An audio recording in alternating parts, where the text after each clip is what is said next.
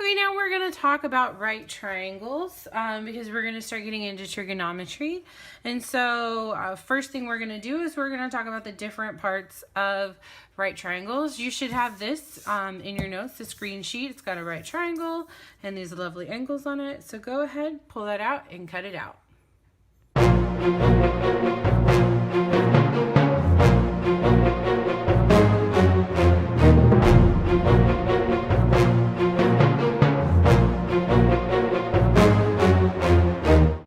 Okay, so now what we want to do is go ahead and glue this in your notes under part 1, parts of a right triangle. I have seemed to have misplaced my glue stick, so we'll just use a little Elmer's glue here. And then we're going to talk about the different parts. So I think one of the biggest hurdles when it comes to right triangles is how to label the sides. When it comes to trigonometry, trigonometry is only used on right triangles.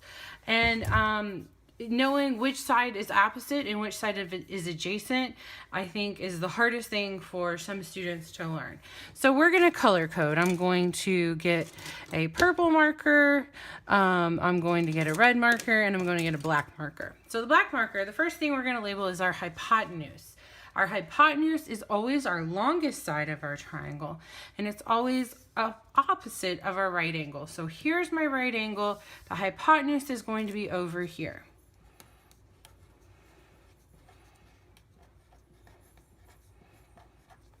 So that one's always easy to identify. So I would say that would be the first thing that you want to identify when you come to trig problems, is your hypotenuse.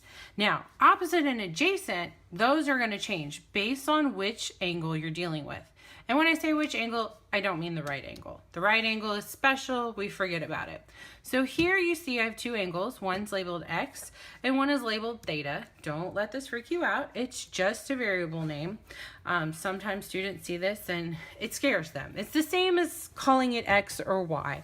I just call it theta because you're gonna see that as you move up in math class and also when you get to physics.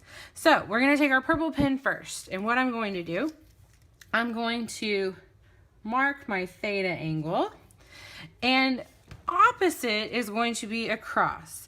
So I'm going to draw a purple arrow over here, and then in purple write opposite. Adjacent is going to be the part of the angle that's right, or the side that is actually part of the angle. So this right here will be adjacent.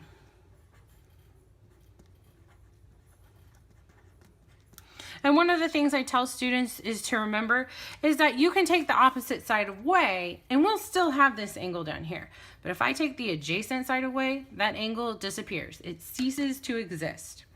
And so we've got all of our purple stuff. Now we're going to take our red pen, and our red pen, these two are going to switch based on angle X. So I'm going to mark angle X, and then I'm going to draw the arrow over here in red and call this one opposite.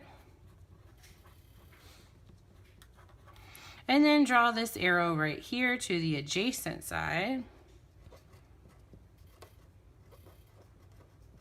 So you can see how they've switched. So this is some really good information to remember once we start doing trig problems. You can look at your color coding and that'll help you. And this is also true, you know, I can spin this around, I can flip it over and reflect it, and it'll still stay true based on which angle we're looking at. So just keep that in mind.